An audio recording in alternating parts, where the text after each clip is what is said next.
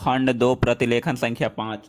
महोदय, बच्चों को जो ज्ञान प्राप्त हो वह अनुभव से प्राप्त हो, न कि केवल स्मरण शक्ति पर आश्रित रहकर रटाई द्वारा।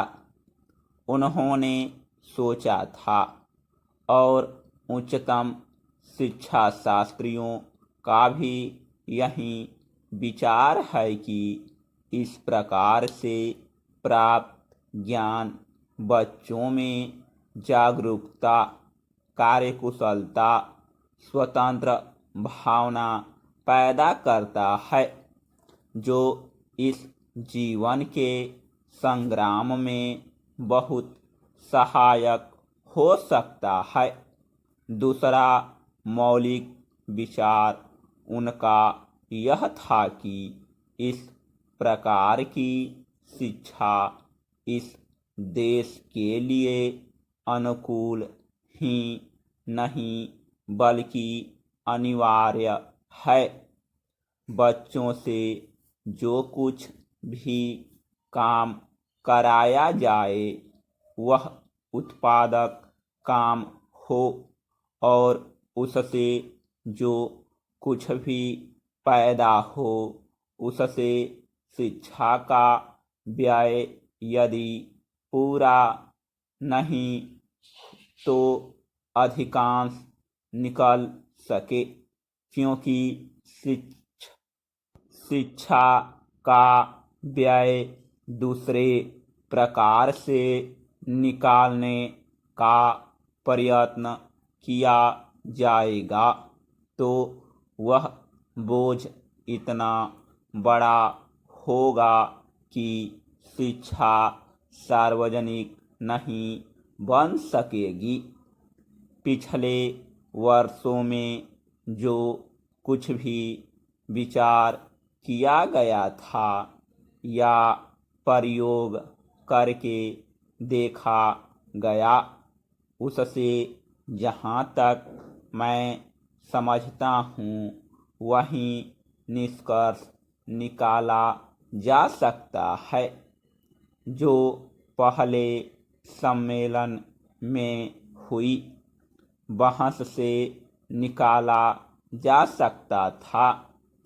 हमारे शिक्षा शास्त्रियों ने इस पद्धति की अनुकूलता और श्रेष्ठता तो मान ली थी, पर उनकी दृष्टि में इसके द्वारा शिक्षा का व्यय निकालना असंभव ही नहीं अनुचित भी था।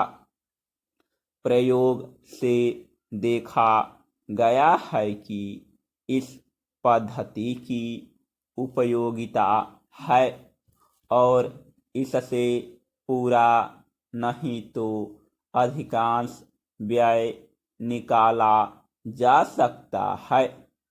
यह मैं प्राथमिक और माध्यमिक शिक्षा के संबंध में कह रहा हूँ।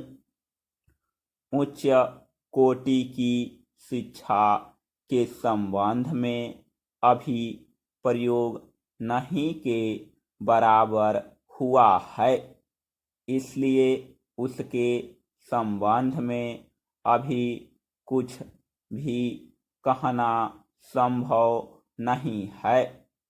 इतना होते हुए भी हम देखते हैं कि इस पद्धति को उतना प्रोत्साहन नहीं मिला और न इसका उतना प्रचार ही हुआ जितना होना चाहिए था और जितना स्वराज्य प्राप्ति के बाद हम कर सकते थे।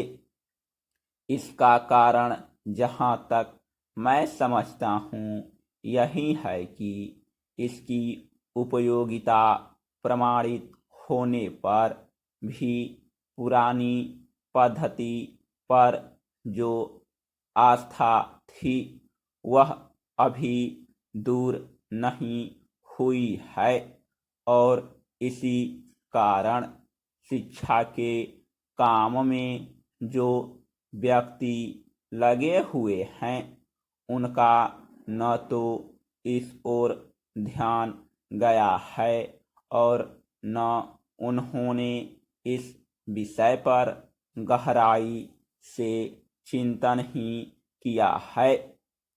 आज भी हम इतना ही कह सकते हैं कि इस पद्धति का अभी केवल प्रयोग ही किया जा रहा है। इसे राष्ट्रीय कार्यक्रम मानकर हमारी सरकार ने उसको चालू करने का निश्चय नहीं किया और क्रियात्मक रूप से कुछ करने की बात तो नहीं के बराबर ही है। उसका परिणाम यह हुआ है कि पुरानी पद्धति की संस्थाएं दिन प्रतिदिन बढ़ती जा रही है और शिक्षा पर सरकार जो कुछ भी व्यय कर सकती है या करना चाहती है उसका बहुत बड़ा अंश उस पद्धति को ही बनाए रखने में व्यय हो रहा है और इस पद्धति को बहुत कम प्रोत्साहन मिला है।